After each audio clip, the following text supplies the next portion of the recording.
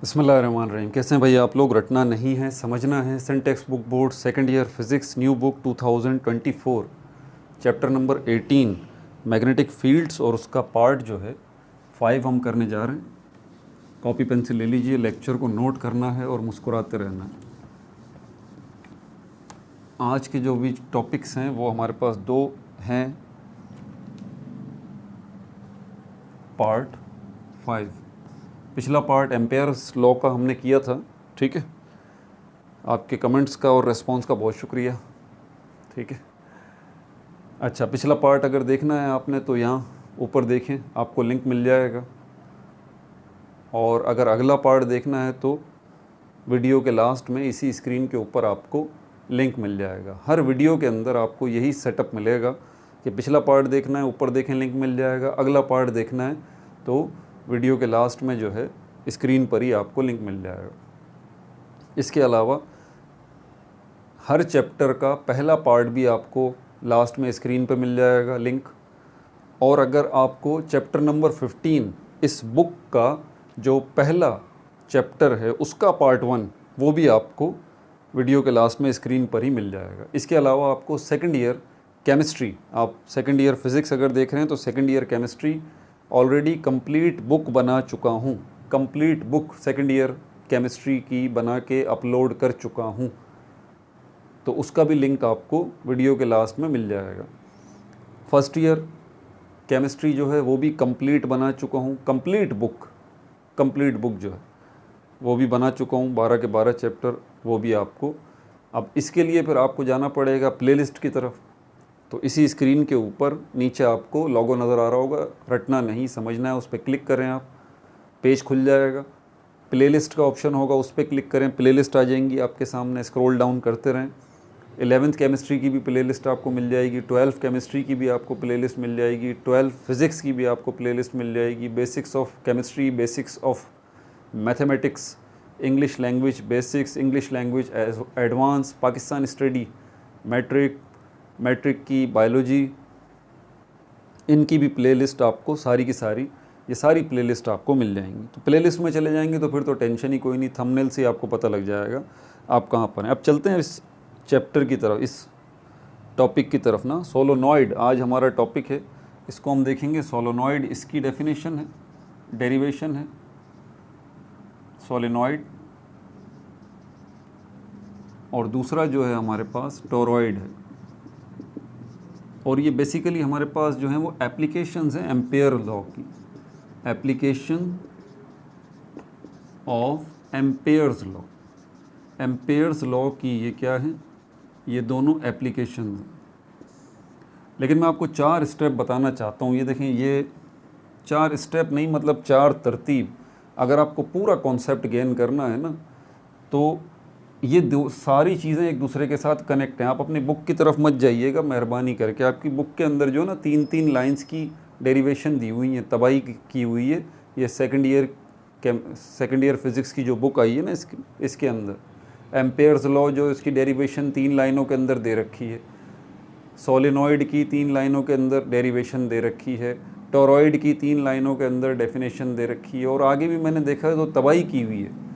और ये मैं आपको बता दूं, अगर आपको लगता है कि ये बुक के अंदर जो इतना आपको 3-3 लाइनों में डेरिवेशन और ये सब कुछ दिया हुआ, इससे आपका बोर्ड का पेपर भी निकल जाएगा, तो आप ये ख्वाब देखना छोड़ दें। ना तो आपका बोर्ड का पेपर निकलेगा, क्योंकि बोर्ड के पेपर के अंदर क्वेश्चंस जो आएंगे ना वो पूरे आएंगे जी। और इसके अलावा एंट्री टेस्ट जो आपका होगा, MD कैट है, E कैट है, उसके अंदर भी ये पूरी डेरिवेशंस आएंगी। तो ज़रा बुक में जितना मटेरियल दिया हुआ उससे आप इत्मीनान मुतमईन ना हो, ठीक है। तो बहरहाल ये 4 जो हैं इनको समझना ज़रूरी है। सबसे पहले बायोट-स्टेवर्ट लॉ जो है, बायोट-स्टेवर्ट लॉ, ये आपको समझना ज़रूरी है, ठीक है। उसके बाद ये समझ में आएगा तो आपको एम्पेयर्स लॉ समझ में आएगा, एम्पेयर्स लॉ समझ में आएगा। एम्पेयर्स लॉ समझ में आएगा तो फिर आपको नंबर 3 सोलेनॉइड समझ में आएगा, सोलेनॉइड। और सोलेनॉइड आपको समझ में आएगा तो फिर आपको टोरॉइड समझ में आएगा। आप देख रहे हैं कि ये चारों के चारों एक दूसरे से कनेक्ट हैं। पिछली वीडियो के अंदर मैं बायोट-स्टेवर्ट लॉ और एम्पेयर्स लॉ को ड्राइव कर चुका हूँ, इनकी डेरिवेशन बता चुका हूँ, 2 मेथड भी बता दिए, वो नहीं देखी तो लाजमी देख लीजिए, ठीक है। यहाँ तो मैं क्विक जो है क्विक इसका समराइज़ कर दूंगा, जैसे कि बायोट-स्टेवर्ट लॉ। बायोट-स्टेवर्ट लॉ ये करंट और मैग्नेटिक फील्ड जो है उससे मुताल्लिक है, उसको रिलेट करता है ये बायोट-स्टेवर्ट लॉ। एम्पेयर्स लॉ भी करंट और मैग्नेटिक फील्ड को ही रिलेट करता है, ठीक है। अब ये करंट क्या है और मैग्नेटिक फील्ड क्या है, भाई हर चैप्टर का पार्ट 1 देख लिया करें, उसमें मैं डिटेल से बताता हूँ। इस चैप्टर के भी पार्ट 1 के अंदर जब तक आपको बैकग्राउंड पता नहीं चलेगा ना, आपको सही मायनों में समझ ही नहीं आएगा। ये यकीन कीजिए आपको जब तक इलेक्ट्रिसिटी की हिस्ट्री नहीं पता होगी, आपको जब तक मैग्नेट्स की हिस्ट्री नहीं पता होगी, आपको जब तक फोर्सेस की हिस्ट्री नहीं पता होगी, ये 3 हिस्ट्रीज़ का जानना आपका ज़रूरी है कि इंसान जब दुनिया में आया है और अब तक उसने मैग्नेट्स को लेके क्या क्या काम किया है, इलेक्ट्रिसिटी को लेके क्या क्या काम किया है, फोर्सेस को लेके क्या क्या काम किया है, तब जाके आपको ये चैप्टर मैग्नेटिक फील्ड समझने का मज़ा आएगा। तब आपको पता लगेगा कि इलेक्ट्रिसिटी की कौन सी टाइप डिस्कस हो रही है मैग्नेटिक फील्ड्स के अंदर। इलेक्ट्रिसिटी की 2 दुनियाएं हैं, एक स्टैटिक इलेक्ट्रिसिटी, एक करंट इलेक्ट्रिसिटी है। स्टैटिक इलेक्ट्रिसिटी की बात नहीं हो रही, ये करंट इलेक्ट्रिसिटी को डिस्कस कर रहे हैं, ये बात जहन में रखिए। करंट इलेक्ट्रिसिटी के रूल्स अलग हैं और स्टैटिक इलेक्ट्रिसिटी के रूल्स अलग हैं। ये करंट इलेक्ट्रिसिटी के ऊपर बातचीत चल रही है, उसी से रिलेटेड है। बहरहाल बायोट-स्टेवर्ट लॉ जो है वो मैग्नेटिक फील्ड और करंट को, मैग्नेटिक फील्ड को बी से रिप्रेजेंट करते हैं। हम क्विक रिव्यू कर रहे हैं, ठीक है। बायोट-स्टेवर्ट लॉ ये बताता है कि मैग्नेटिक फील्ड जो है वो डायरेक्टली प्रोपोर्शनल है करंट के साथ। फिर बायोट-स्टेवर्ट लॉ ये भी बताता है कि मैग्नेटिक फील्ड जो है वो इन्वर्सली रिलेशनशिप रखती है रेडियस के साथ। ये रेडियस क्या है, ये करंट है, ये वायर है जिसको करंट कैरिंग कंडक्टर कहते हैं, ये वायर है और इसमें करंट आई जो है वो फ्लो कर रहा है। ये एरो से मैंने बना दिया, नीचे से ऊपर की तरफ करंट जो है आई फ्लो कर रहा है इसके अंदर। और जैसे ही करंट आई फ्लो कर रहा है, ठीक है, तो इस वायर के इर्द गिर्द जो है वो मैग्नेटिक फील्ड बन रही है, ठीक है। मैग्नेटिक फील्ड बन रही है जो कि सर्क्यूलर इन शेप है, इस तरह की सर्किल्स की शक्ल की मैग्नेटिक फील्ड बनाता है जब करंट जो है वो फ्लो करता है। तो ये वायर है और इस वायर के अंदर ये करंट फ्लो कर रहा है और ये मैग्नेटिक फील्ड जो है वो बना रहा है। बायोट-स्टेवर्ट आसान सी बात कहता है कि ये जो मैग्नेटिक फील्ड प्रोड्यूस हो रही है डायरेक्टली रिलेटेड करती है करंट के साथ, अमाउंट ऑफ करंट के साथ। जितनी मिकदार करंट की ज़्यादा होगी उतना ही मैग्नेटिक फील्ड जो है जो बन रहा है वो स्ट्रॉन्ग होगा, उसकी मैग्नीट्यूड ज़्यादा होगी। लेकिन फिर दूसरी बात ये करता है कि ये मैग्नेटिक फील्ड जो है वो इन्वर्स रिलेशनशिप रखती है रेडियस के साथ। मतलब क्योंकि ये सर्क्यूलर, ये जो आपको मैग्नेटिक फील्ड्स नज़र आ रही हैं ये सर्किल में है, तो अगर ये सर्किल बड़ा होगा तो सर्किल में आपको पता है ना, सर्किल के सेंटर से लेके बाउंड्री तक का जो डिस्टेंस है वो क्या कहलाता है, रेडियस कहलाता है। तो ये कहता है कि मैग्नेटिक फील्ड जो है वो वीक हो जाएगी, ठीक है, मैग्नेटिक फील्ड जो है वो वीक हो जाएगी, इन्वर्स रिलेशनशिप है, जितना बड़ा ये रेडियस हो जाएगा। तो अगर रेडियस बढ़ जाएगा तो मैग्नेटिक फील्ड की ताकत घट जाएगी, जितना रेडियस बढ़ जाएगा उतना मैग्नेटिक फील्ड की ताकत जो है वो घट जाएगी, कम हो जाएगी। तो इन्वर्स रिलेशनशिप ये बताता है, ठीक है भाई। इन दोनों को अगर हम कंबाइन करते हैं यहाँ पर तो ये बी जो है एक बी हो जाता है और ये साइन ऑफ प्रोपोर्शनलिटी ऐसे ही आ जाता है और ये I/R हो जाता है। आपको पता है साइन ऑफ प्रोपोर्शनलिटी जब भी ख़त्म होता है इसकी जगह पर क्या आता है, कांस्टेंट आता है। तो यहाँ जो कांस्टेंट आएगा वो थोड़ा अजीबो गरीब किस्म का है, उसको हम कहते हैं म्यू नॉट। ये म्यू नॉट आएगा और 2 पाई ये कांस्टेंट आएगा इसकी जगह पर, 2 पाई मल्टीप्लाई बाय I/R, ठीक है भाई। आपने देखा होगा अक्सर साइन ऑफ प्रोपोर्शनलिटी ख़त्म होता है, कांस्टेंट क्या आता है के, यहाँ जो कांस्टेंट आएगा म्यू नॉट अपॉन 2 पाई आएगा, ठीक है। और इस तरह से ये इक्वेशन जो बनेगी बायोट-स्टेवर्ट लॉ की, ये इक्वेशन बनेगी। इसी इक्वेशन को यूज़ किया है एम्पेयर ने, 2 पाई R, ये इक्वेशन बन गई बायोट-स्टेवर्ट लॉ की।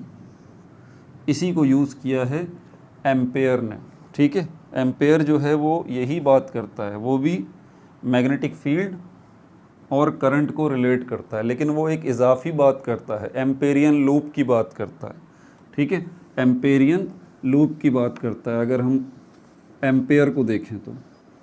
लेकिन वो भी एम्पेरियन लूप की जो भी बात करता है उसमें वो स्टेवर्ट बायोट स्टेवर्ट की इस इक्वेशन को यूज़ करता है। तो ये बायोट स्टेवर्ट लॉ हो गया, और एम्पेयर लॉ जो है इसमें ये बात करता है एम्पेयर्स लॉ, क्योंकि ये सारी चीज़ें समझना ज़रूरी है, तभी सोलेनॉइड और टोरॉइड जो हमारा एक्चुअल टॉपिक है वो समझ में आएगा। एम्पेरियन लॉ जो है इसमें एम्पेयर जो है वो बात बोलता है आप जो है मैग्नेटिक फील्ड के इर्द गिर्द एक लूप बना लें, एक चक्कर बना लें, एक इमेजिनरी सर्किल बना लें। ये जो आपको मैग्नेटिक फील्ड नज़र आ रही है सर्किल फॉर्म में ही है मैग्नेटिक फील्ड, इसके गिर्द आप एक इमेजिनरी तसव्वुराती सर्किल बना लें, ठीक है। ये बात कर रहा है एम्पेयर। और जैसे कि ये मैं बना रहा हूँ, ये एम्पेरियन लूप कहलाता है, एम्पेरियन लूप कहलाता है। ये आप ख़ुद बनाते हैं, किसके गिर्द बनाएंगे? मैग्नेटिक फील्ड के गिर्द, जो कि ऑलरेडी सर्कुलर फॉर्म में ही है। तो इसके गिर्द में ये एम्पेरियन लूप बना देता हूँ, ये एम्पेरियन लूप, और इसी एम्पेरियन लूप को यहाँ मैं आपके सामने बड़ा करके दिखा रहा हूँ। ये एम्पेरियन लूप बना दिया, क्योंकि ये एम्पेरियन लूप जो है, ये इमेजिनरी लूप जो है, लूप का मतलब ही चक्कर होता है, ठीक है। लूप का मतलब ही चक्कर होता है, मतलब साइकिल जहाँ से शुरू हुए वहीं पे जाके ख़त्म हुए। क्योंकि ये मैग्नेटिक फील्ड जो है ये सर्कुलर है, इसलिए इसके गिर्द जो लूप बना रहे हैं हम इमेजिनरी एम्पेरियन लूप, वो भी सर्कुलर है। इस एम्पेरियन लूप का आगे बार बार काम है, ठीक है, इसको ज़रा समझ लीजिए। फिर उसके बाद वो कहता है कि ये एम्पेरियन लूप जो है, क्योंकि ये सर्कुलर है, इसका एक हिस्सा अगर आप लेंगे छोटा सा, ये जो आप लेंथ लेंगे, यहाँ पर भी मैग्नेटिक फील्ड कोई अप्लाई कर रही होगी, आप दूसरा कोई इसका पीस ले लें, सेगमेंट ले लें, यहाँ पर भी मैग्नेटिक फील्ड जो है अप्लाई कर रही होगी, एक और आप इसका पीस ले लें, यहाँ पर भी मैग्नेटिक फील्ड जो है वो अप्लाई कर रही होगी। मतलब ये कि वो कह रहा है कि इस पूरी फील्ड को आप छोटे छोटे सेगमेंट्स में डिवाइड कर दें।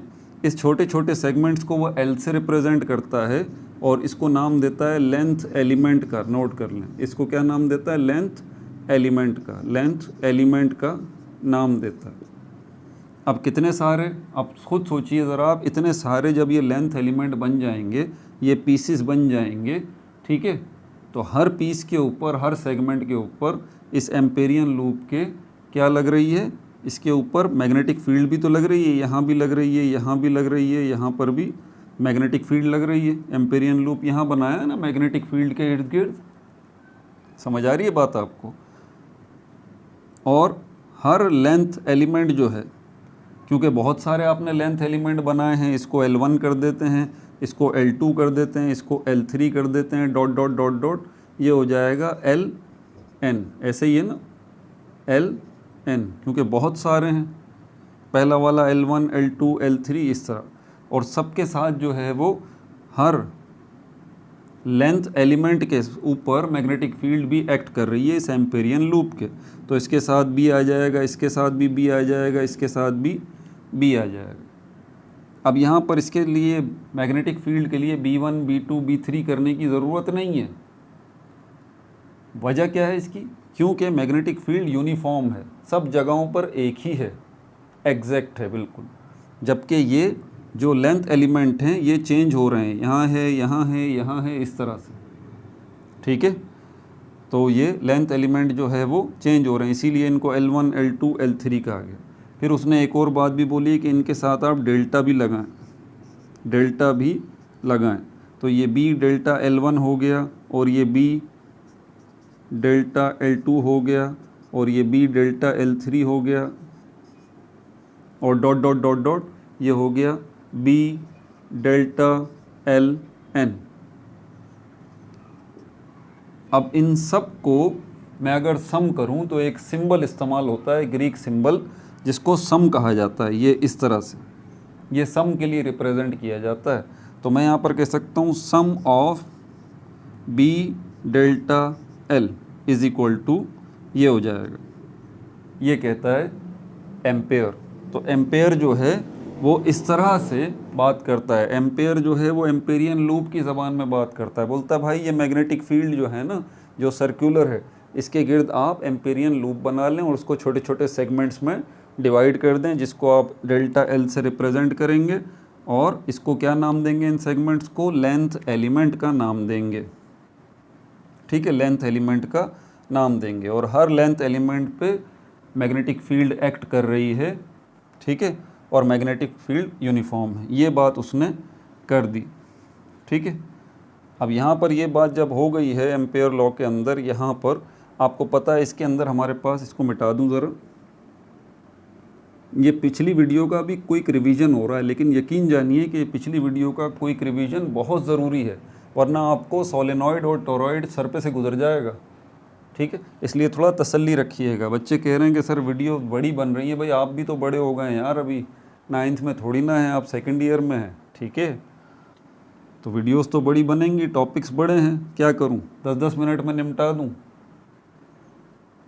फिर एंट्री टेस्ट जो आपके गले लगेगा फिर क्या होगा। 10-10 मिनट में ही तो निपटाया जाता है आपको कॉलेज में, एकेडमीज़ में, ट्यूशन सेंटर्स में 10-10 मिनट में आप निमट जाते हैं और बड़े खुश होते हैं, बड़ा ज़बरदस्त काम हो गया यहाँ। तो तसल्ली रखें, तसल्ली रखें, आपके फ्यूचर का मसला है भाई, आपका करियर बनने जा रहा है, खेल तमाशा थोड़ी है, जल्दबाजी नहीं, तसल्ली रखें।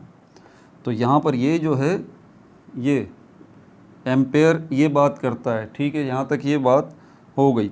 अब यहाँ पर मैथमेटिकल गेम है थोड़ा सा, कि यहाँ पर b जो है वो सब में कॉमन है, तो आप b को बाहर ले लीजिए, अंदर क्या रह जाएगा आपके, delta L1 plus delta L2 plus delta L3 dot dot dot dot delta Ln, bracket के अंदर रह जाएगा, b बाहर रह जाएगा, b से सम ऑफ सिग्मा डेल्टा L।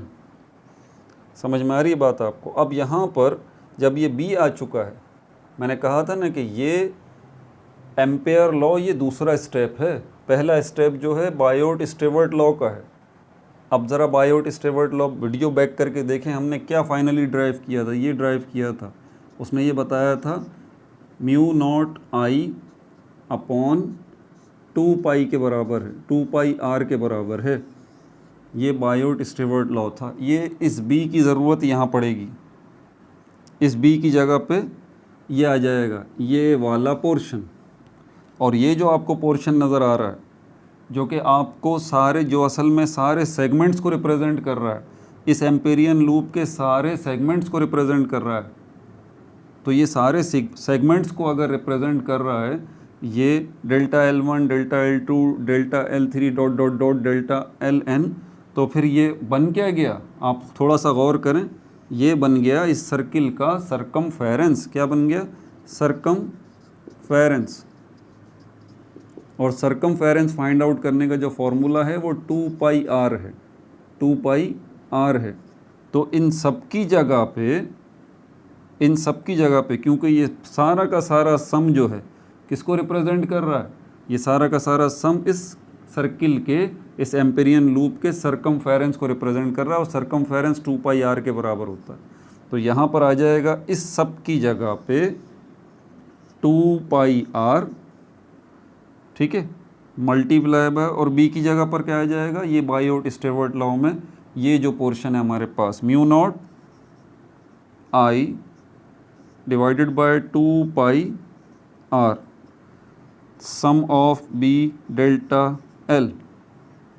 ठीक है भाई, अब यहाँ पर ये 2 पाई आर और 2 पाई आर ये कट गया, तो आपके पास सम ऑफ b डेल्टा L जो है वो किसके बराबर आ गया, म्यू नॉट आई के। ये आ गया आपके पास एम्पेयर लॉ। तो एम्पेयर लॉ को जब समझेंगे तो आपको सोलेनॉइड और टोरॉइड समझ में आएगा। ठीक है, तो ये आ गया आपके पास ampere law, sum of b delta L is equal to mu naught I. ठीक है, अब चलते हैं सोलेनॉइड की तरफ। सोलेनॉइड, आपको एम्पेरियन लूप को भूलना नहीं है, इस एम्पेरियन लूप का इस्तेमाल अभी सोलेनॉइड में भी होगा, टोरॉइड में भी होगा। ठीक है, अब ये जो हमारे पास सोलेनॉइड वाला मामला है, इसको देख लेते हैं, इसमें क्या बात कर रहा है। आपके पास बाइक तो यकीनन होगी, और बाइक है तो आप उस पर ब्रेक भी लगाते होंगे, बाइक में ब्रेक भी होगा, है ना। तो क्या करते हैं, आप पैर से ब्रेक लगाते हैं, जब ब्रेक लगाते हैं छोड़ देते हैं वो ऊपर आ जाता है, फिर आप नीचे लगाते हैं, फिर छोड़ते हैं, फिर ऊपर आ जाता है। ये जो ब्रेक आपका ऊपर नीचे हो रहा है, नीचे तो आप खुद कर रहे हैं, ऊपर तो आप खुद नहीं कर रहे हैं ना, खुद ब खुद ऊपर आ रहा है। क्यों आ रहा है भाई, पीछे चलेंगे ज़रा आप अपनी बाइक के टायर के पास, आपको नज़र आएगा स्प्रिंग। क्या नज़र आएगा, स्प्रिंग। अगर आप स्प्रिंग को देखेंगे तो वो आपको कुछ इस तरह का नज़र आएगा।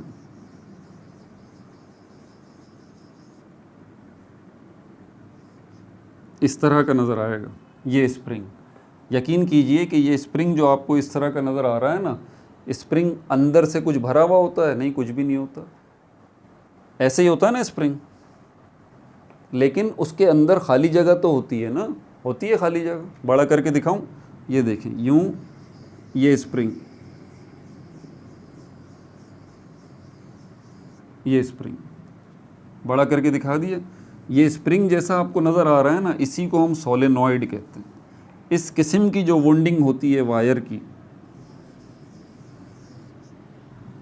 इस किस्म की जो वुंडिंग होती है, इसको हम वाइंडिंग कहते हैं। कॉइल बन गई ना, ये गोल गोल गोल गोल गोल गोल आपने क्या दिए में, ये टर्न दिए में वायर के, ठीक है। ये बन गया अब सोलेनॉइड। ये चीज़ सोलेनॉइड कहलाती है, जिसमें आपने इस तार को, हमारे पास इलेक्ट्रिक करंट किस में घूमता है, बिजली की तार होती है ना भाई, ठीक है। तो ये आप घर में भी बना सकते हैं, बिजली की तार लेके उसको इस तरह गोल गोल घुमाएं तरीके से, ज़रा छोटे बड़े ना हो, इक्वलिटी हो, तो ये जो है आपके सामने ये आ जाएगा। ये क्या बन गया, ये सोलेनॉइड हो गया। अब एक बैटरी लेके इसको बैटरी के दो टर्मिनल होते हैं, आपको पता है, एक पॉजिटिव टर्मिनल होता है, एक नेगेटिव टर्मिनल होता है। यहाँ से एक वायर लेके पॉजिटिव टर्मिनल से इसके साथ कनेक्ट कर दें, और यहाँ से एक वायर लेके नेगेटिव टर्मिनल से इसको कनेक्ट कर दें, तो क्या होगा, इलेक्ट्रिक करंट जो है इसमें फ़्लो होना शुरू हो जाएगा। इलेक्ट्रिक करंट जो है इसमें फ़्लो होना शुरू हो जाएगा। ये आपका बन गया सोलेनॉइड। अब इसके अंदर इलेक्ट्रिक करंट फ़्लो कर रहा है। अगर इसमें इलेक्ट्रिक करंट फ़्लो कर रहा है तो इसका मतलब यकीनन मैग्नेटिक फील्ड भी जनरेट हो रही होगी, ठीक है ना भाई। अगर ये वाला देखें, ये एक वायर है, अगर इसमें इलेक्ट्रिक करंट फ़्लो हो रहा है तो इसके इर्द गिर्द क्या है, मैग्नेटिक फील्ड बन रही है। यही तो डिस्कवरी हुई थी मैग्नेटिक फील्ड की। फर्स्ट पार्ट में मैंने बताया था कि कैसे ये डिस्कवर हुआ था, कि एक इलेक्ट्रिक करंट जो फ़्लो कर रहा है वो अपनी इलेक्ट्रिक फील्ड के साथ साथ मैग्नेटिक फील्ड को भी जनरेट करता है अपने इर्द गिर्द। जो है, जिस तरह मैग्नेट के इर्द गिर्द का इनविजिबल स्पेस होता है, बिल्कुल इसी तरह इस वायर के इर्द गिर्द भी ऐसा ही स्पेस बन रहा है जब इस वायर में इलेक्ट्रिक करंट फ़्लो कर रहा है। तो इस इलेक्ट्रिक करंट जो फ़्लो कर रहा है इस वायर के अंदर, इस फ़्लो ऑफ इलेक्ट्रिक करंट की वजह से इस वायर के इर्द गिर्द ऐसा ही स्पेस बन रहा है, ऐसी ही फील्ड बन रही है जैसी कि मैग्नेट के गिर्द होती है। इसीलिए इस फील्ड को नाम दिया गया मैग्नेटिक फील्ड। ये पिछली वीडियोस के अंदर हम डिस्कस कर चुके हैं, ठीक है। तो ऑब्वियस सी बात है कि यहाँ से जब आप इस सोलेनॉइड को जो है वो इलेक्ट्रिक करंट पास करेंगे तो इलेक्ट्रिक करंट इसमें यहाँ से फ़्लो होता हुआ जा रहा है। इलेक्ट्रिक करंट की डायरेक्शन भी बड़ा मैटर करती है, ये बात याद रखिएगा। ये अभी आगे काम आएगा जब टॉरॉइड में समझाऊंगा, ठीक है। टॉरॉइड में आपको समझाऊंगा इसकी डायरेक्शन रिवर्स भी हो सकती है, अपोजिट भी हो सकती है। राइट हैंड रूल जो है बड़ा आसान सा हमें यही बात समझाता है कि अगर आप जो है वो ऐसे तार को अपने हाथ में पकड़ लें, ये मार्कर नहीं है बल्कि ये समझ लें तार है, बिजली की तार है, ठीक है। ऐसे वर्टिकल आपने रखा हुआ है बिजली की तार को, और अगर आप ऐसे पकड़ लेते हैं, ये देखें मेरी फिंगर्स को ऐसे पकड़ लेते हैं, ये राइट हैंड रूल है। अब ये थंब जिस साइड पे इशारा कर रहा है, इस साइड पर ऊपर की तरफ इलेक्ट्रिक करंट फ़्लो हो रहा है, नीचे से ऊपर की तरफ इलेक्ट्रिक करंट फ़्लो हो रहा है, नीचे से ऊपर की तरफ। और ये जो कर्लिंग है मेरी फिंगर्स की, ये क्या बता रही हैं कि इस वायर के इर्द गिर्द, ये देखें ये कर्लिंग, इस वायर के इर्द गिर्द क्या है, मैग्नेटिक फील्ड है। तो ये मैग्नेटिक फील्ड की डायरेक्शन है, ये राइट हैंड रूल कहलाता है। ये राइट हैंड रूल यहाँ पर भी अप्लाई होता है हर जगह पर। और अगर मैं इसको ऐसे कर दूं, मतलब करंट की डायरेक्शन में अगर चेंज कर दूंगा, तो पहले तो ऊपर जा रहा था, नीचे से ऊपर जा रहा था, अब ऊपर से नीचे आएगा, तो क्या मैग्नेटिक फील्ड की भी डायरेक्शन उल्टी हो जाएगी? जी बिल्कुल, मैग्नेटिक फील्ड की भी डायरेक्शन उल्टी हो जाएगी। इस पहले वाले केस में तो करंट जो है ऊपर की तरफ जा रहा था और मैग्नेटिक फील्ड की डायरेक्शन ये थी काउंटर क्लॉकवाइज, ऐसे ही है ना, काउंटर क्लॉकवाइज।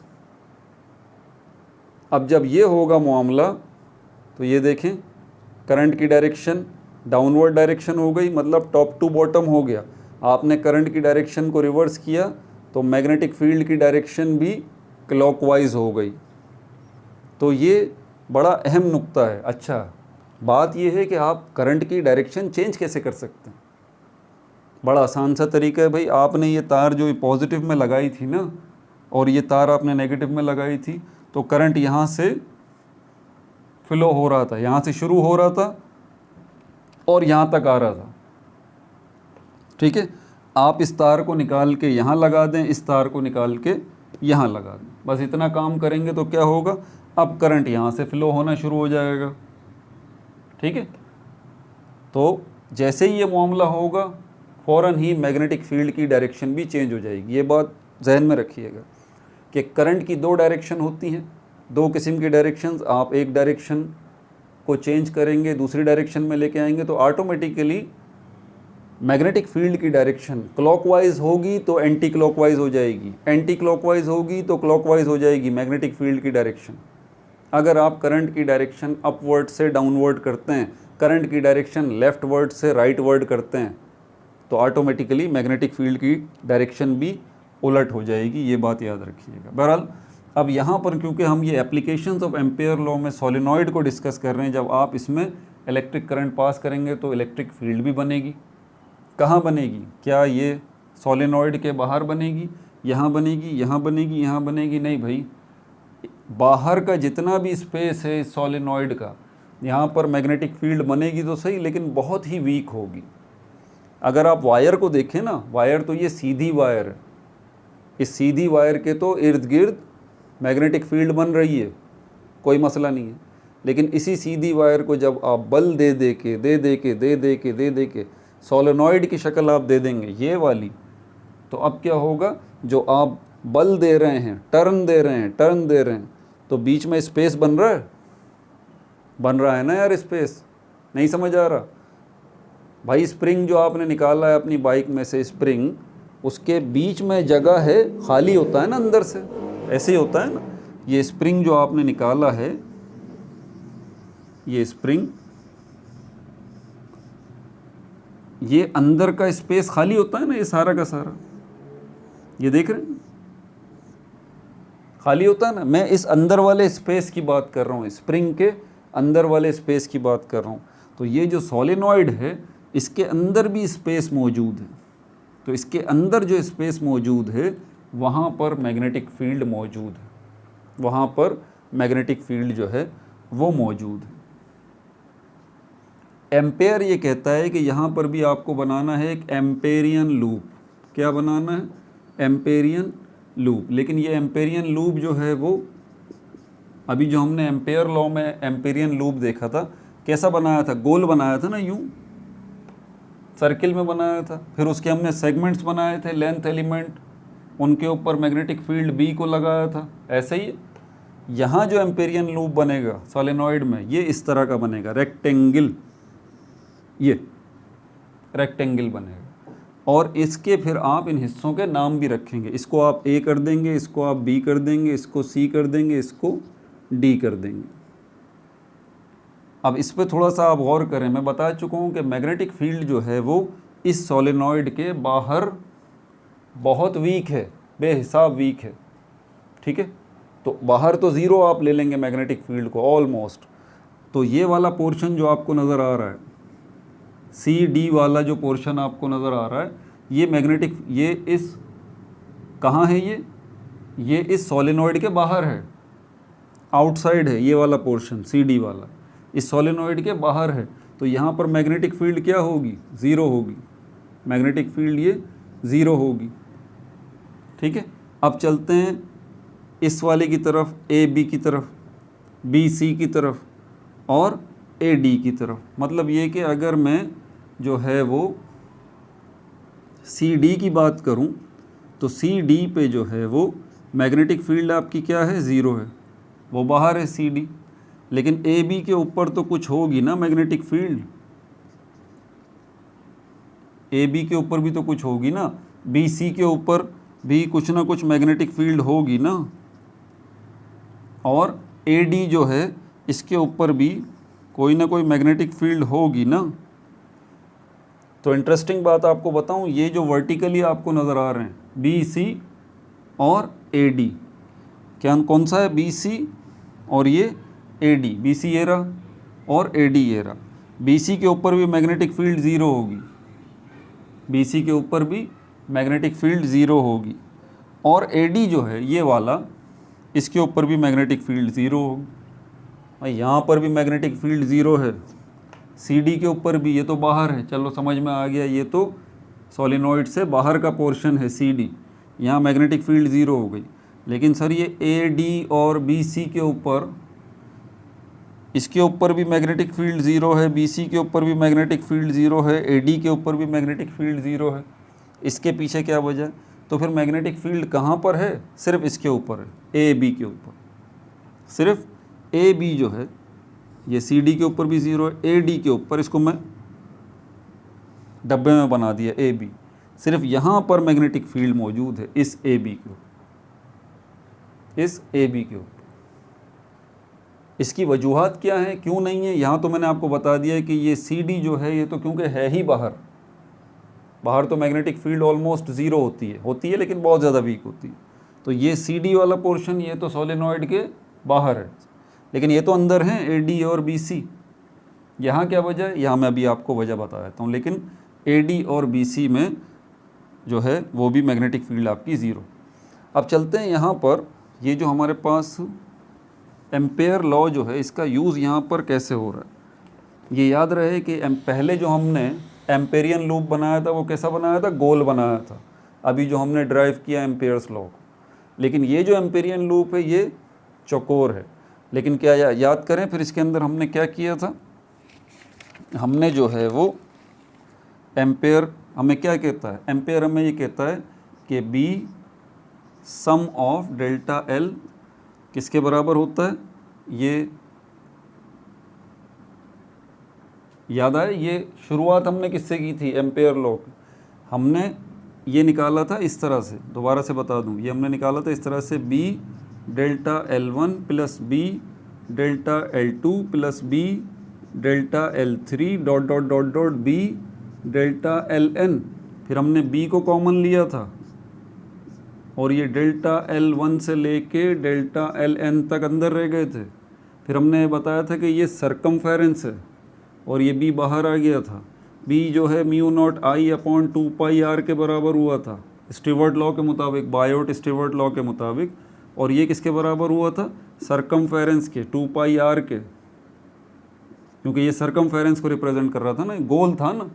तो ये मैंने हवाला दिया है अभी आपको एम्पेयर लॉ का, याद आया? वीडियो बैक करके देखें, सब मैंने बताया। तो यहाँ पर और इस केस में और इस केस में, इसमें जो था एम्पेयर ने एम्पेरियन लूप गोल लिया था सर्कुलर फॉर्म में। यहाँ ऐसा मामला नहीं है, यहाँ पर तो आपके पास 4 पॉइंट हैं, A B B C C D और ए डी। ठीक हो गया भाई? तो यहाँ पर अब इसकी ज़रूरत नहीं है हमें, ये जो इतने सारे लिखे में बी डेल्टा L1 से लेके बी डेल्टा Ln तक, यहाँ तो हमारे पास ये मामला है, सिर्फ बी डेल्टा LAB। अब देखें चेंज आएगा, B delta LAB plus B delta LBC plus B delta LCD plus B delta LDA कर लें या फिर AD कर लें। हमारे पास सिर्फ ये 4 ही हैं ना, AB BC CD और DA या AD कर लें, मैंने AD कर लिया। अब इसमें जो है वो B sum of delta L, इसके अंदर कौन कौन से ज़ीरो हो गए थे? पहले तो ये CD वाला देख लें, CD ये वाला ऊपर वाला, कहाँ है CD? ये रहा CD, ये रहा। यहाँ तो मैग्नेटिक फील्ड है ही ज़ीरो ना, तो ये पूरा का पूरा क्या हो गया, ये ज़ीरो हो गया। आपके पास क्या बचा, B delta L A B plus B delta L B C plus B delta L A D. अब ध्यान से सुनिएगा कि यहाँ पर हमारे पास ये ए डी और B C, now A D delta L A B, sorry delta L A D and delta L B C are perpendicular, are perpendicular, perpendicular, ये परपेंडिकुलर है दोनों के दोनों, ठीक है। किससे, मैग्नेटिक फील्ड से ये परपेंडिकुलर है। आपको पता है अगर ये परपेंडिकुलर होते हैं तो परपेंडिकुलर में एंगल कौन सा आता है, 90 डिग्री का एंगल आता है, ठीक है। और जब एंगल आ जाएगा तो इसमें थोड़ी सी चेंजेस होगी, इसको हेडिंग डाल के लिख लें इस तरह से, ठीक है। Now delta L A D and delta L B C are perpendicular, ये परपेंडिकुलर है, means angle is 90 degree using formula. अब यहाँ पर फार्मूला यूज़ करें, यूजिंग फार्मूला। अब इसी के अंदर तब्दीली आएगी, किसके अंदर, इसके अंदर। इसमें कौन कौन सा है, ए डी ये रहा और बी सी ये रहा, क्योंकि एंगल इंट्रोड्यूस हो गया है कि ये परपेंडिकुलर हैं दोनों, एंगल इंट्रोड्यूस हो गया है, 90 डिग्री का एंगल हो गया।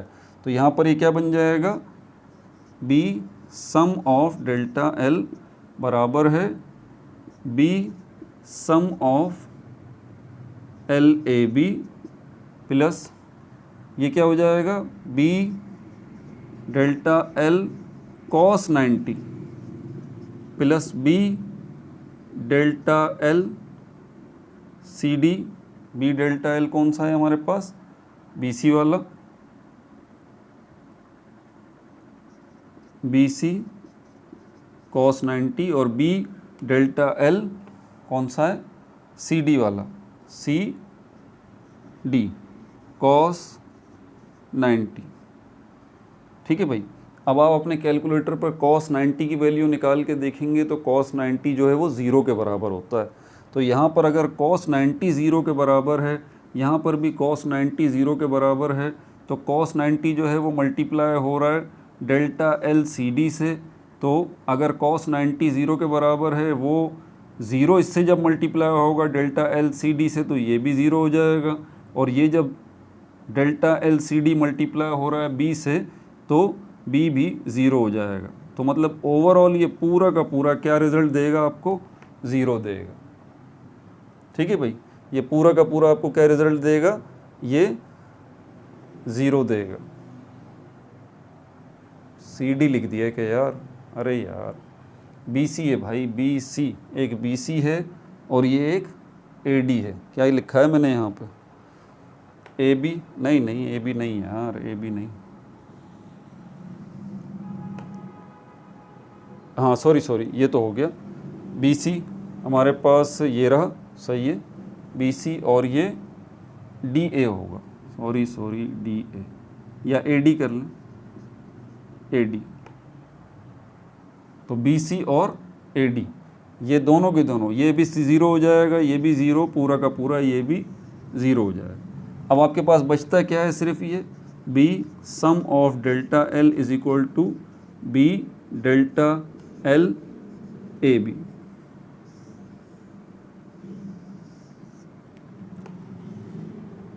मतलब एम्पेरियन लूप जो है इस केस के अंदर, सोलेनॉइड के अंदर एम्पेरियन लूप जो है वो आपका सिर्फ जो काम कर रहा है ना वो ए बी के सेंस में कर रहा है, बाकी सब ज़ीरो हो गया, सी डी भी ज़ीरो हो गया, ठीक है। ये चारों देखें यहाँ से शुरू किया था ना हमने, तो ये सी डी सबसे पहले ज़ीरो हुआ। इसका रीज़न आप लिख देंगे because delta L C D is outside the solenoid, hence it is 0। ये जुमला मैंने लिखा नहीं है, बता दिया आपको, ये ऐड कर लें, ठीक है। अब यहाँ पर फिर इसके लिए हम क्या लिखेंगे, now delta L A D and delta B C are perpendicular means angle is 90 degree using formula. अब यहाँ पर B delta L A B ये क्या हो जाएगा, B delta L B C cos 90, B delta L A D cos 90, इसकी value 0 निकलेगी। और फाइनली आपके पास बी डेल्टा एल बराबर हो जाएगा B delta L A B की। ठीक है भाई, यहाँ तक हो गया। अब ये जो हम शुरू में ये सम रिप्रेजेंट कर रहे थे, एम्पेयर लॉ को रिकॉल करें, जिसमें एम्पेरियन लूप कैसा था, गोल था, और ये B sum of delta L ये किसके बराबर बन रहा था, L delta L one plus delta L two plus delta L three dot dot dot delta L N, जो एम्पेयर लॉ में था। वहाँ पर एम्पेरियन लूप गोल था, यहाँ पर एम्पेरियन लूप रेक्टेंगल फॉर्म में। तो यहाँ से जब हमने इसको शुरू किया था तो ये सम ऑफ डेल्टा एल इन चारों को रिप्रेजेंट कर रहा था। अब सम ऑफ डेल्टा एल फाइनली किसको रिप्रेजेंट कर रहा है, बी डेल्टा एल ए को। देखा आपने, ये सम ऑफ डेल्टा एल किसको रिप्रेजेंट कर रहा है, सिर्फ बी डेल्टा एल बी को। ठीक है, तो अब मैं कह सकता हूँ कि जब ये सम ऑफ डेल्टा एल किसके बराबर है, नाउ यहाँ स्पेस बनाते हैं, यहाँ मिटाऊँ इस जगह को मैं,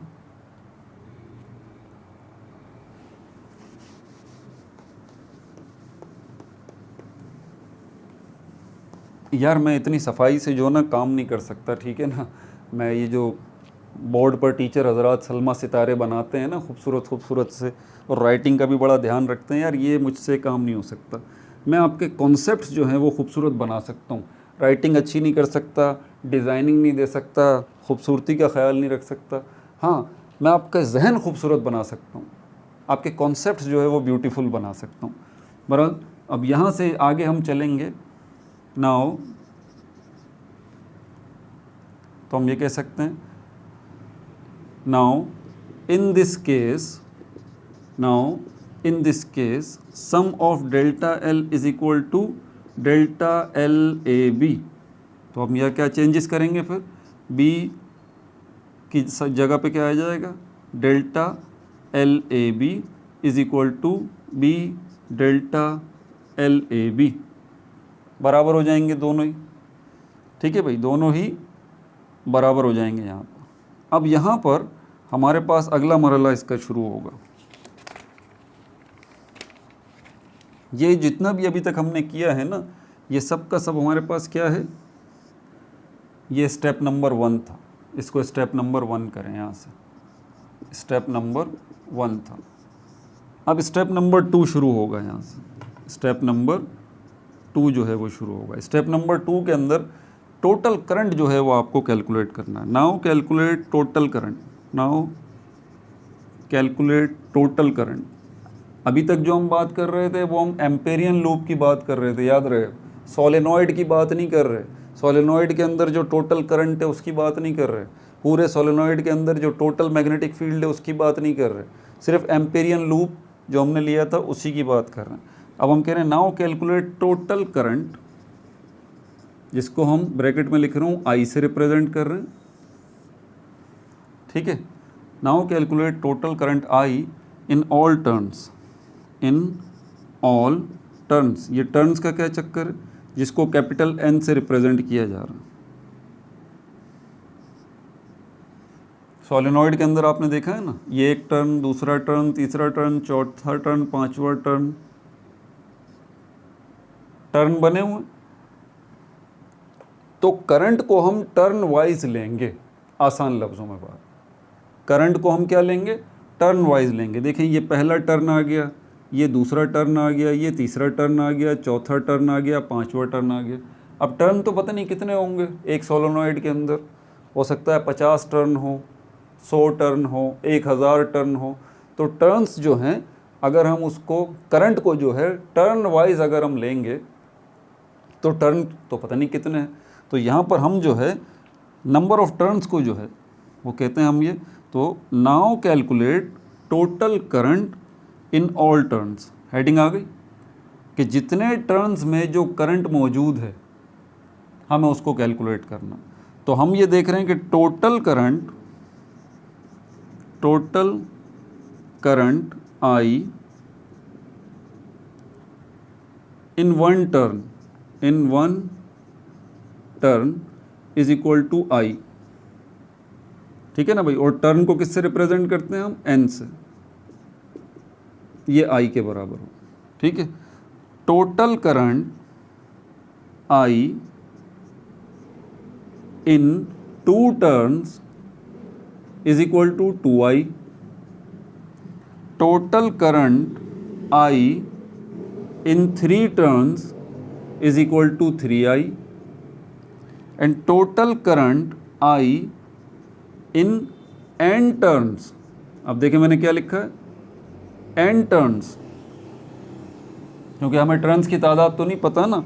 total current I in n turns is equal to क्या हो जाएगा, अब ni हो जाएगा, ni हो जाएगा, ni हो जाएगा। तो जब आपको टोटल करंट इन n टर्न्स जो है वो ni के बराबर हो चुका, अब इसको पुट करेंगे किसके अंदर, किसके अंदर हम पुट करेंगे, अब हम एम्पेयर लॉ को यूज़ करेंगे। ये आपके पास क्या आया था, ये आ गया था,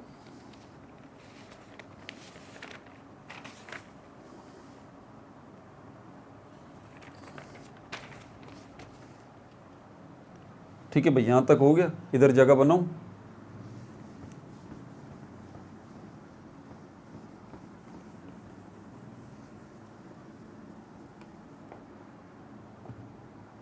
आपने अभी इससे पहले इक्वेशन कहाँ पे ख़त्म की थी, आपने इससे पहले इक्वेशन इस पे से ख़त्म की थी, ये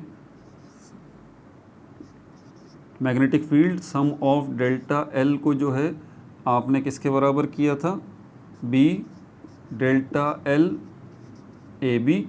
फिर आपने ये बताया था कि ये डेल्टा एल जो है ये किसके बराबर हो गया था, ये एल ए बी के बराबर हो गया था,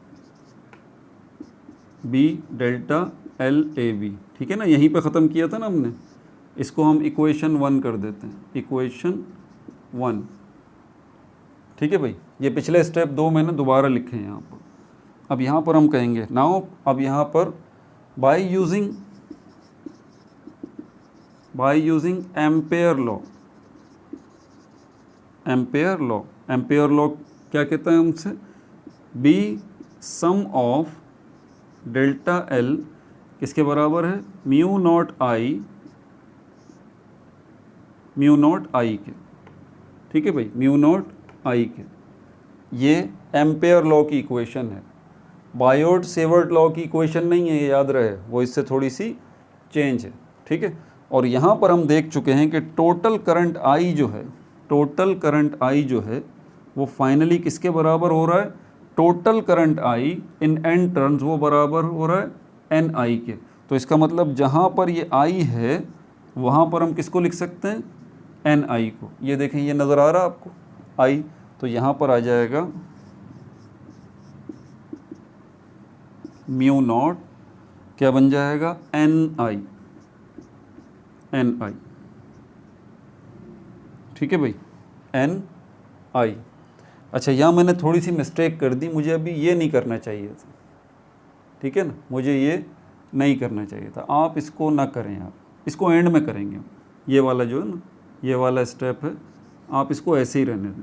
मैंने कहा था ना, ये डेल्टा एल ए बी असल में डेल्टा एल के ही बराबर होगा, तो यहाँ पर भी आप डेल्टा एल ही कर लें। तो अभी इसको ना करें आप, बस इसको यहीं तक इक्वेशन को रखें, इस इक्वेशन को आप यहीं तक रखें, B sum of delta L is equal to B delta L A B. ये इक्वेशन 1 हो गई थी आपकी। ठीक है भाई, और ये जो है आपके पास, ये इक्वेशन आपके पास हो गई 2, ये इक्वेशन 2 हो गई। तो स्टेप नंबर 1 जो है हमने यहाँ तक एंड किया था। स्टेप नंबर 2 हमने जो यहाँ से शुरू किया था, now calculate total current I in all turns, ये यहाँ पर आके इक्वेशन 2 पे ख़त्म हो गया। अब जो स्टेप नंबर 3 है वो है डेंसिटी का। स्टेप नंबर 3 जो है ये डेंसिटी का। स्टेप नंबर 3 ये किसका है? ये डेंसिटी का है। इसको हम कहते हैं current density. Current density, current density ये आपको कैलकुलेट करनी है। कैलकुलेट करंट डेंसिटी, और इसका जो फॉर्मूला है करंट डेंसिटी का, इसको हम स्मॉल n से रिप्रेजेंट करते हैं, स्मॉल n से। तो अगर आपको करंट डेंसिटी फाइंड आउट करनी है, जिसकी अभी ज़रूरत है, तो आपको नंबर ऑफ टर्न्स जो है उसको डिवाइड करना पड़ेगा L के ऊपर। नंबर ऑफ टर्न्स जो है उसको डिवाइड करना पड़ेगा L के ऊपर। ये L क्या है? ये लेंथ है उसकी, सोलेनॉइड की। जो हमारे पास एम्पेरियन लूप है ना, ये उसकी लेंथ है। और आप जानते हैं एम्पेरियन लूप जो हमने ये रेक्टेंगल वाला बनाया था, इसकी 4 साइड्स थी। बना हुआ है? नहीं, मिटा दिया मैंने। इसकी 4 साइड्स हमने बनाई थी। 4 साइड्स में से ये A, B, C और D, तो ये C और B ये भी बेकार हो गई थी। A और D ये भी बेकार हो गई थी। C और D ये भी बेकार हो गई थी। सिर्फ ये A और B जो है यही काम की थी हमारी, ठीक है। तो यहाँ पर इसको, ये हमारा क्या बन जाएगा? LAB। ये हमारे काम की है जिसकी हमें ज़रूरत है। LAB के बराबर हो जाएगा। LAB को जो है वो आप यहाँ ले आइए, तो ये क्या हो जाएगा? NLAB इज इक्वल टू, ठीक है भाई, using it in equation 2, use it in equation 2।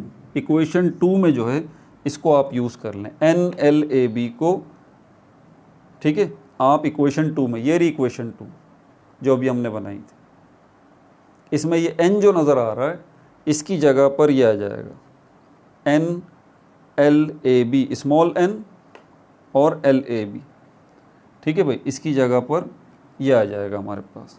वहाँ से मिटाता हूँ मैं, सॉल्यूशन भी साथ साथ देखता रहूँ नोट से, गड़बड़ नहीं हो जाए।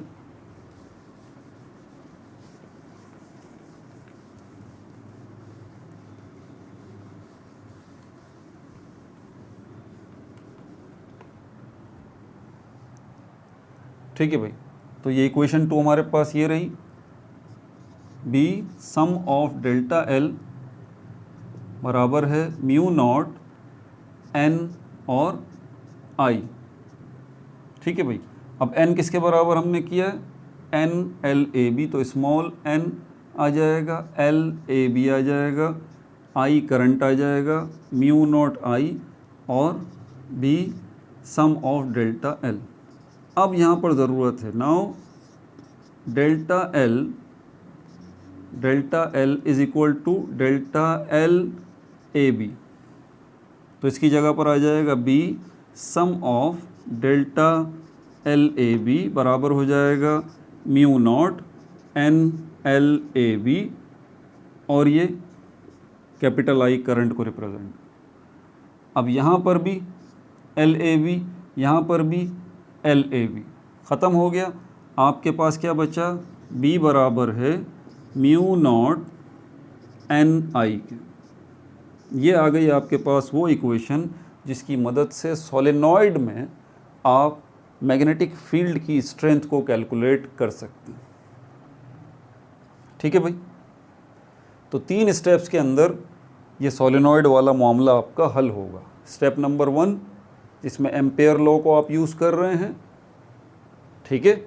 ये बार बार बताने का मकसद यही होता है यार, क्योंकि पिछला कनेक्शन अगर आपका टूट गया ना, अगले बात समझ में नहीं आएगी। इसीलिए सोलेनॉइड के तीनों स्टेप सुन लें। पहले स्टेप में आप एम्पेयर लॉ का हवाला देते हैं, जिसके अंदर कौन सा आप एम्पेयर लॉ का हवाला दे रहे हैं? जिसमें आपने ये sum of B sum of delta L को बताया था, किससे याद है?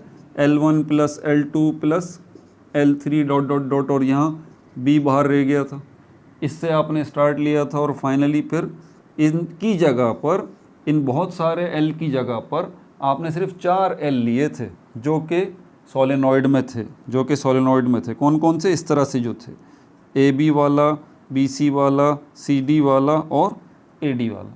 फिर जिसके अंदर से आपने ये सी डी, इसको भी ज़ीरो किया, इसको भी ज़ीरो किया, इसको भी ज़ीरो किया। सी डी वाला इसलिए ज़ीरो किया क्योंकि ये तो बाहर ही था सोलेनॉइड से।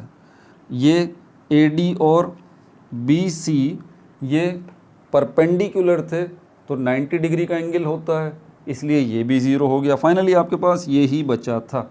ये आपका स्टेप नंबर 1 हुआ था। स्टेप नंबर 2 जो है उसके अंदर आपने क्या यूज़ किया था, उसमें आपने टोटल करंट फाइंड आउट किया था। याद आया, टोटल करंट, देखें नोट्स में आपके पास होगा, टोटल करंट जो है वो आपने फाइंड आउट किया था इन ऑल टर्न्स। टोटल करंट को आई से रिप्रेजेंट किया। पहले टर्न में कितना करंट था, आई।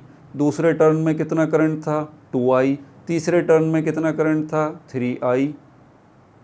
n नंबर ऑफ टर्न्स में कितना करंट होगा, ni।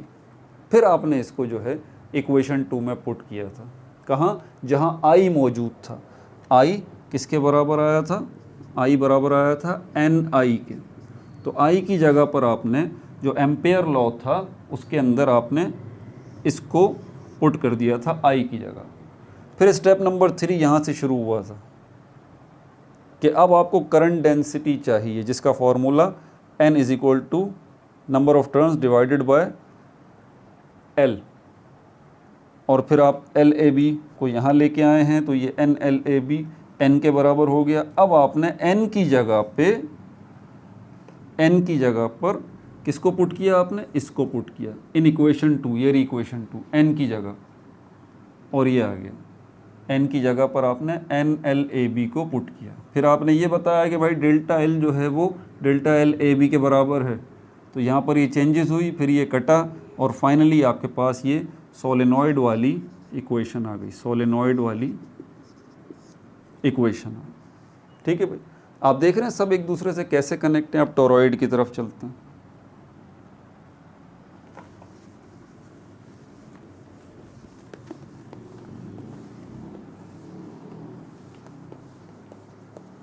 टोरॉइड को मैं ज़रा क्विक बताऊंगा, ठीक है, बहुत जल्दी टोरॉइड को बताऊंगा। टोरॉइड है कैसा, पहले सोलेनॉइड कैसा है। टोरॉइड, अगर सोलेनॉइड याद है, क्योंकि मैंने कहा था ना सब कनेक्ट हैं। सोलेनॉइड जो है वो कैसा था, ऐसा स्प्रिंग की तरह का। आप इसको गोल घुमा दें, ये तो लंबा है ना, आप इसको गोल घुमा दें, तो जब मैं इसको गोल घुमाऊंगा तो कैसी शक्ल बनेगी,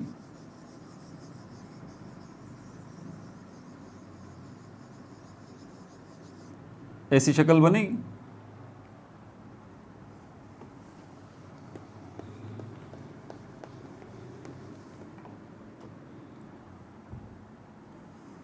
एक साइड इसकी खुली रखनी,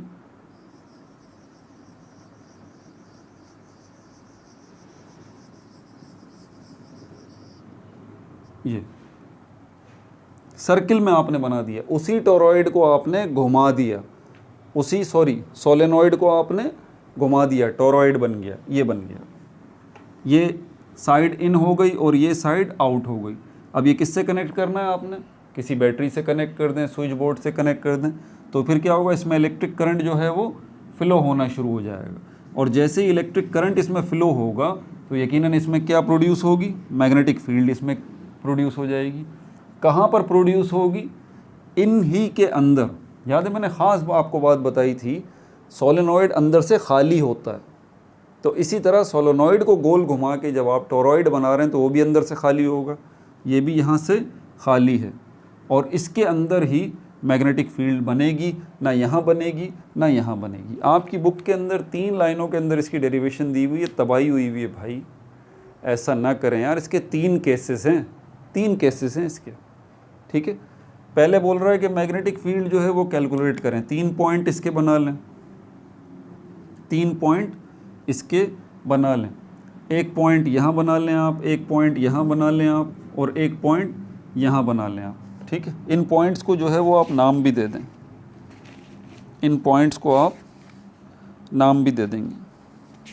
क्या नाम देंगे इन पॉइंट्स को, इसको आप क्यू नाम दे दें। यहाँ अब आपको एम्पेरियन लूप 2 बनाने पड़ेंगे, 3 लूप बनेंगे। एम्पेरियन लूप जो है वो 3 बनेंगे। तीसरा एम्पेरियन लूप जो है वो आपका मसला हल करेगा। इस पॉइंट को आपने क्या नाम दे दिया, इस पॉइंट को जो है वो आपने Q का नाम दे दिया, इस पॉइंट को आपने R का नाम दे दिया, इस पॉइंट को आपने P का नाम दे दिया। ठीक है, तीनों पॉइंट्स पे एम्पेरियन लूप बनेंगे। अब यहाँ पर कहाँ कहाँ बनेंगे, at point Q, at point P और एट पॉइंट R। ये Q और R को पहले डिस्कस कर लें, P को बाद में देख लेंगे। मैं आपको बता देता हूँ कि यहाँ पर अब एम्पेरियन लूप यहाँ से बनेगा तो ये सर्कुलर एम्पेरियन लूप जो है इसका बन जाएगा इस तरह। अब यहाँ पर मैग्नेटिक फील्ड अगर हम कैलकुलेट करना चाहते हैं, magnetic field at point Q कितनी होगी, ये मैंने कहा ना ये 3 केसेस हैं,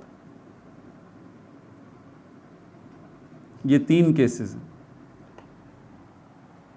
तो magnetic field at point Q जो है क्या होगी। अब मैग्नेटिक फील्ड एम्पेयर लॉ का इस्तेमाल करते हैं, तो एम्पेयर लॉ क्या कहता है कि B जो है वो बराबर है सम ऑफ डेल्टा L और म्यू नॉट I के। अब ये जो पॉइंट है, ये वाला Q वाला जो पॉइंट है जहाँ आपने एम्पेरियन लूप ये बनाया है, यार ये कहाँ पर है मुझे बताएं। यहाँ करंट है, करंट है ही नहीं। I यहाँ पर 0 है। अगर I यहाँ पर 0 है तो इसके अंदर फिर हम वैल्यू पुट करते हैं अगर,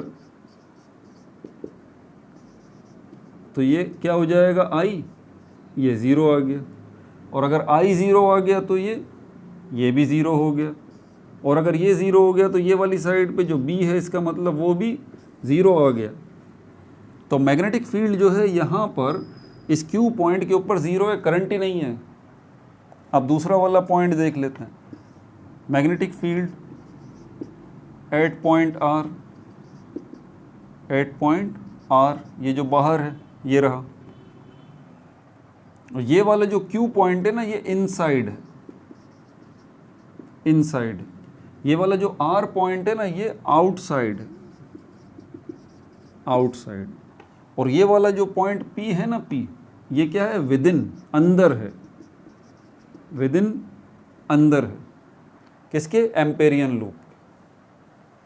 तो ये आपका टोरॉइड है, ये पॉइंट जो Q है ये इसके बीच में, करंट 0 है तो मैग्नेटिक फील्ड 0 हो गए फाइनली। अब B magnetic field at point R अगर ये आउटसाइड है, इसकी अगर हम बात करते हैं तो ये इसका मैं एम्पेरियन लूप बनाऊं तो यहाँ से ये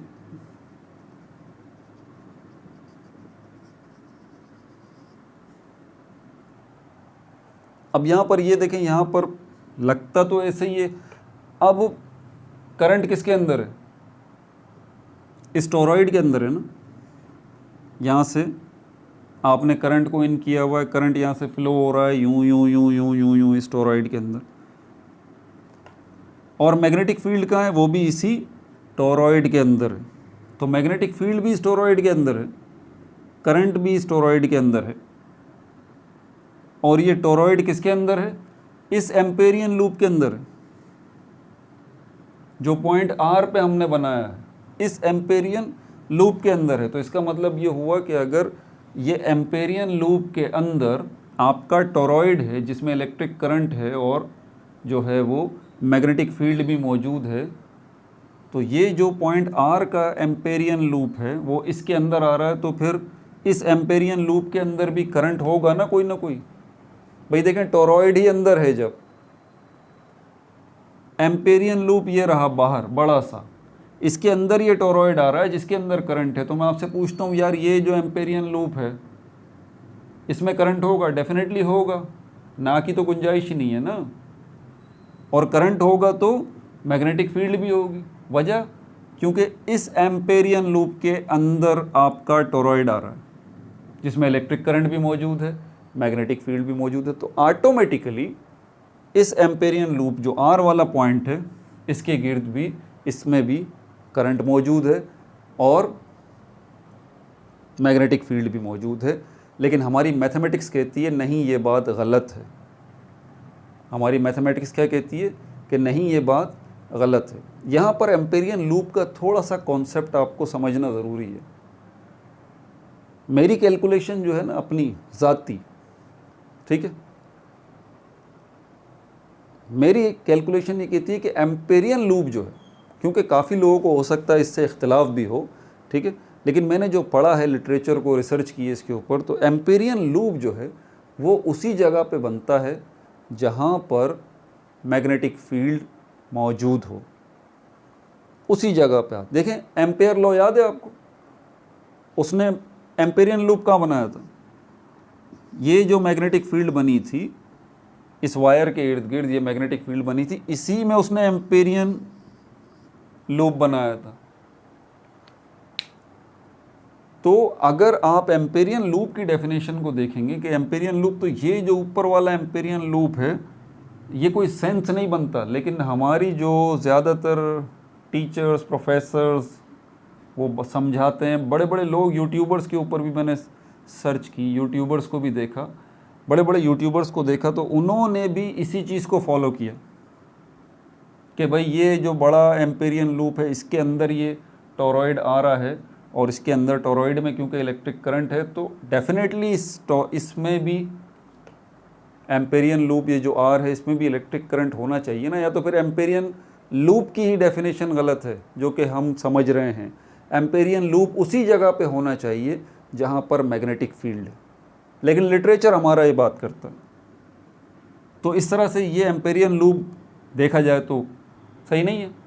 एम्पेरियन लूप सिर्फ इसी जगह पे बनना चाहिए जहाँ पर ये टॉरॉइड है, सिर्फ इसी जगह, क्योंकि यहीं पर इलेक्ट्रिक करंट भी मौजूद है, यहीं पर मैग्नेटिक फील्ड भी मौजूद है। यहाँ पर एम्पेरियन लूप बनाने की कोई तुक नहीं है, लेकिन वही बात हमारी बुक्स कह रही हैं भाई, सब कह रहे हैं, आप बड़े बड़े यूट्यूबर्स कह रहे हैं कि ये एम्पेरियन लूप है और इसी एम्पेरियन लूप के अंदर ये टॉरॉइड भी मौजूद है जिसके अंदर इलेक्ट्रिक करंट मौजूद है, लेकिन वो इलेक्ट्रिक करंट जो है वो ज़ीरो हो जाता है। कैसे हो जाता है, कैसे ज़ीरो हो जाता है? इसके अंदर B at point R because of, but B is zero here, B is zero here, how? Because of opposite flow of current, opposite flow and cancellation of current, cancellation of current I,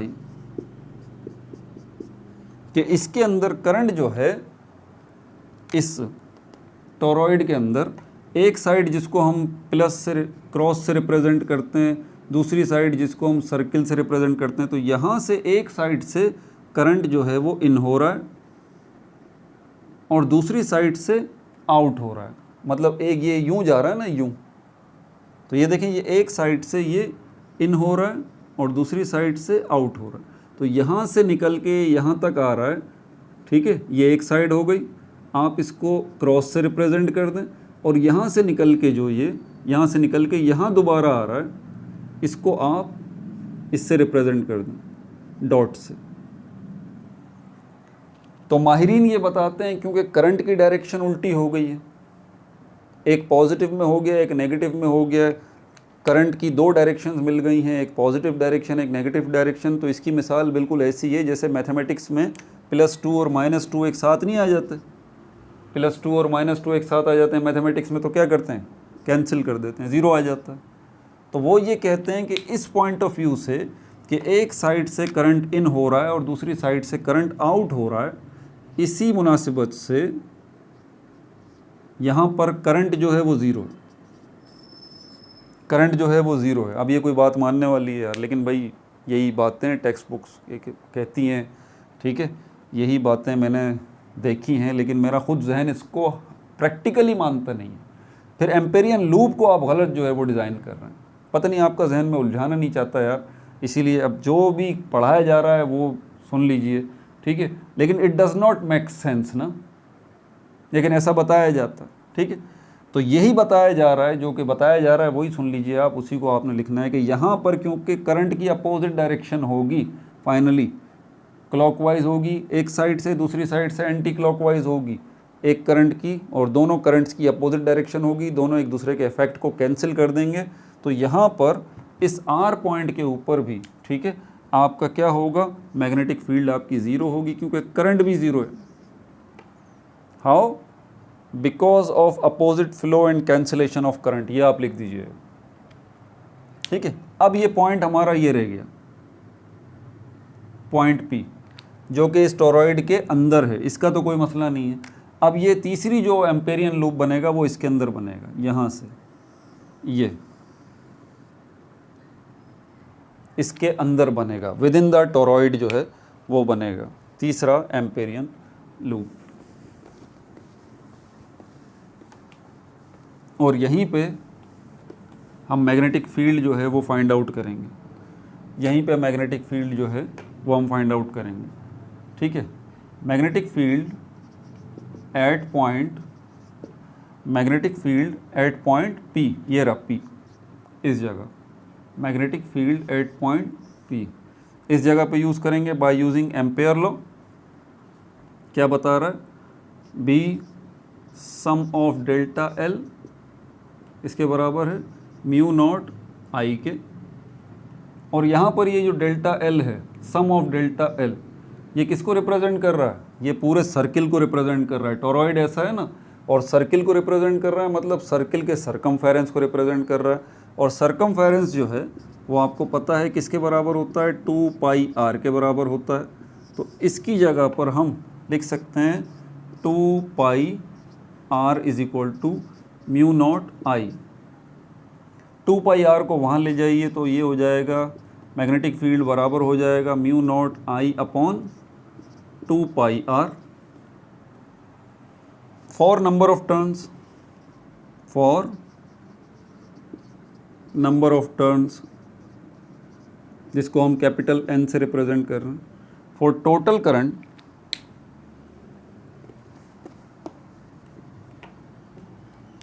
for total current, total current को अगर हम निकालें, for total current I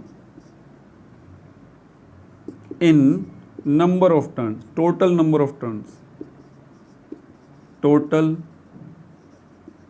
number of turns, total number of turns capital N से जिसको represent करते हैं। For total current in total number of turns we should add N, we should add N, हमें सिर्फ N को जो है वो ऐड कर देना चाहिए इस इक्वेशन के अंदर। तो ये हो जाएगा B बराबर है म्यू नॉट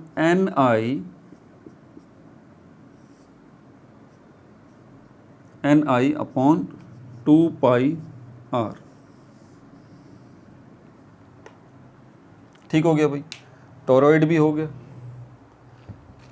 अगला जो टॉपिक है हमारा वो है force on a charge particle in a uniform magnetic field. इसको देखेंगे। अपना बहुत ज़्यादा ख्याल रखिएगा। No like no subscribe, only share.